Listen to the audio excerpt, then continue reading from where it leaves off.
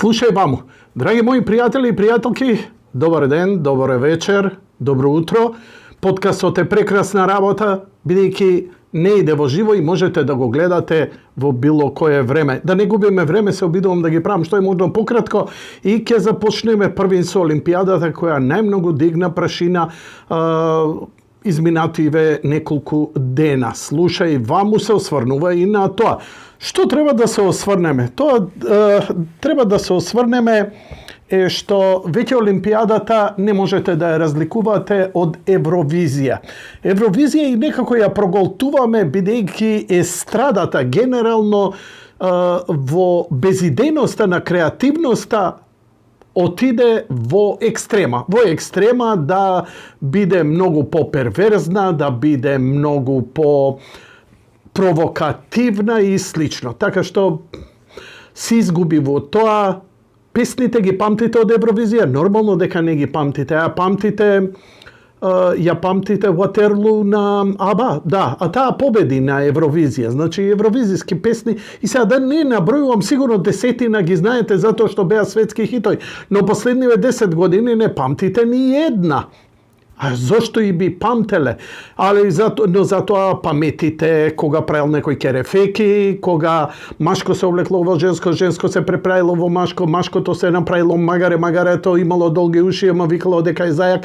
И тоа иде во бесконечност. А публиката, очигледно дека публиката ни се спушта општото ниво и дека све голтаме, све што ќе ни се протне. Бидејќи една, да речам, поцивилизирана, пообразувана публика, малце тешко голта тоа. И сега некој ќе рече, а чекај, сегашната публика е сигурно пообразувана од претходната затоа што знае англиски, затоа што иде на интернет, окмуот иде на интернет, она е бомбардирана со тоа дека се тоа што го гледате, се они што го прикажуваат, тоа е новото нормално.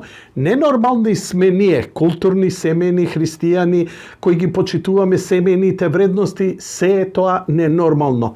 И сега, на крајот на криштата, се прашувам, каде е тука спортот?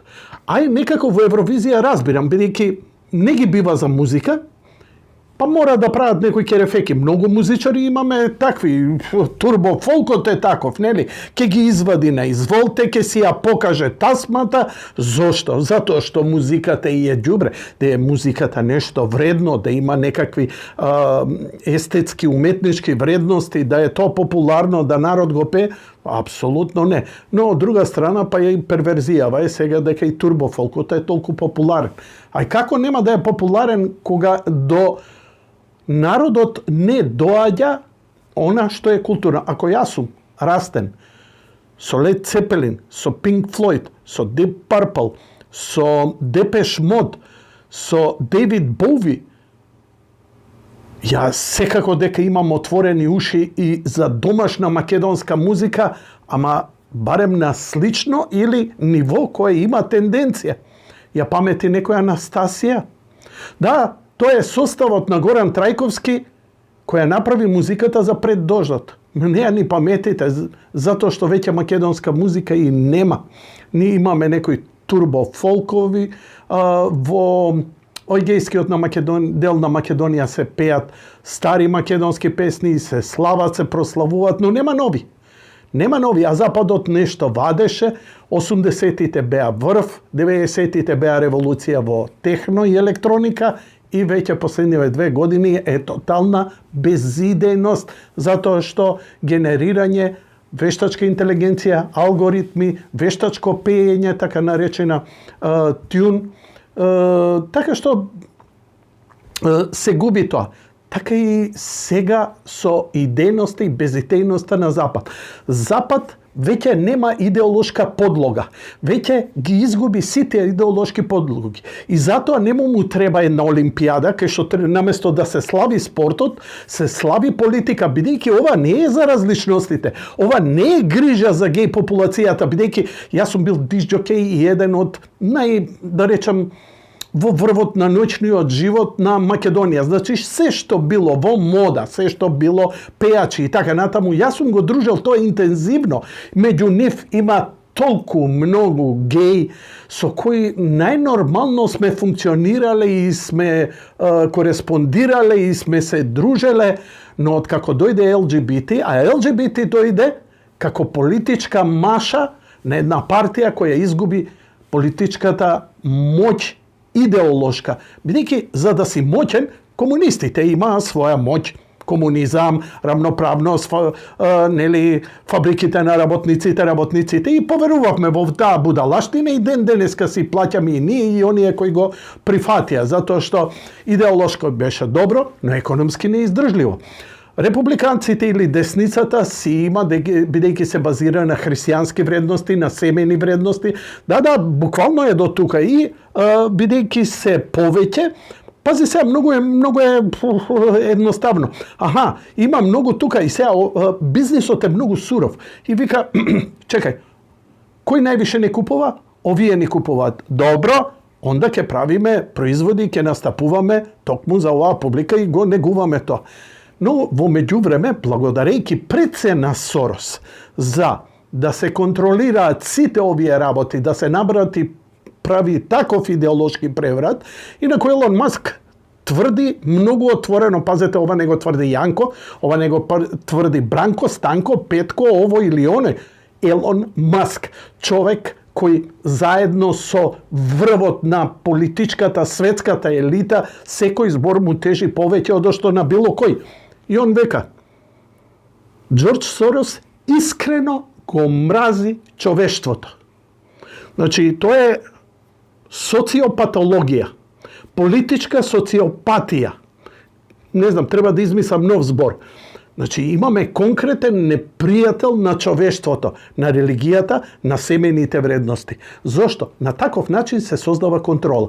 И он, преземајќи ги невладините организации, силно финансирајќи ги и со своето финансирање стана една групација од неколку стотици луѓе, стана помоćна од што една христијанска заедница со неколку стотици илјади луѓе.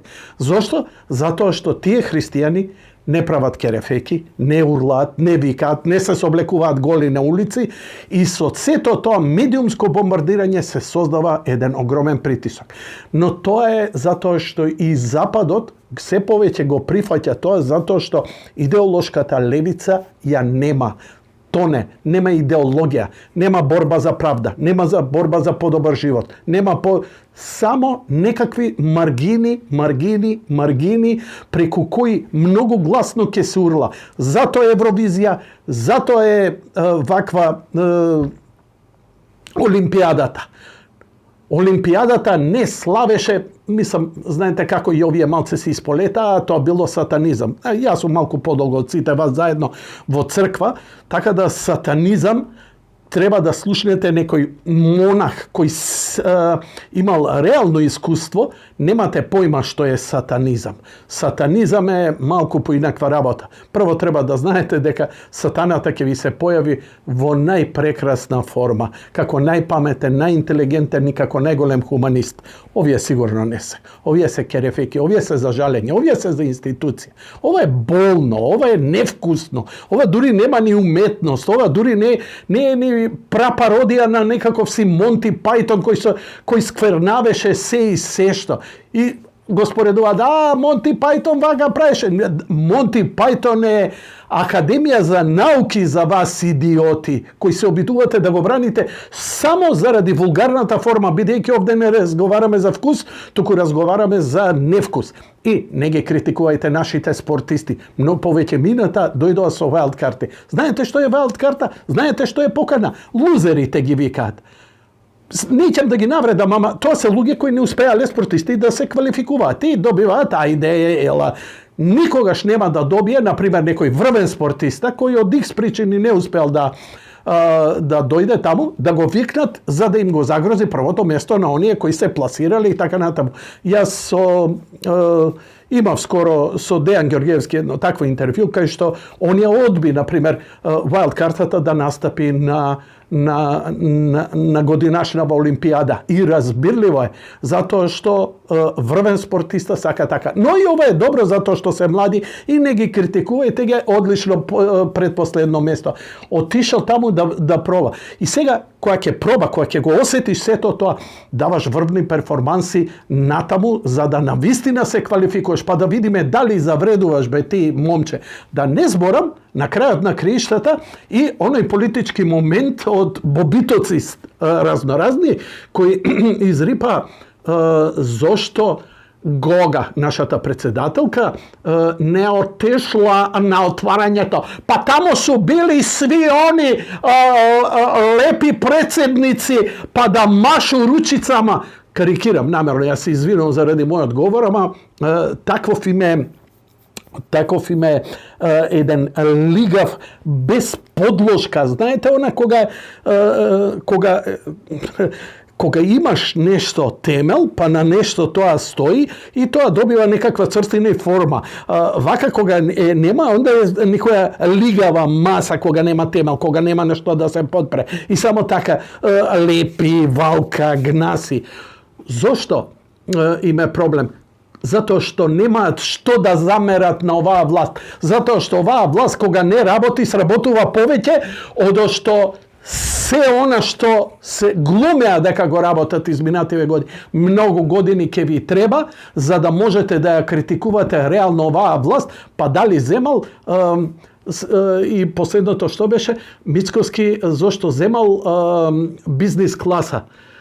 Зошто бил син му. Дали ја видовте вие претходната делегација колку души броеше? Прво, беа преку 20 души со сопругите на НАТО самит. Па не ме правите будала, бе, барем преќутите за да не ги вадам ваквиве работи.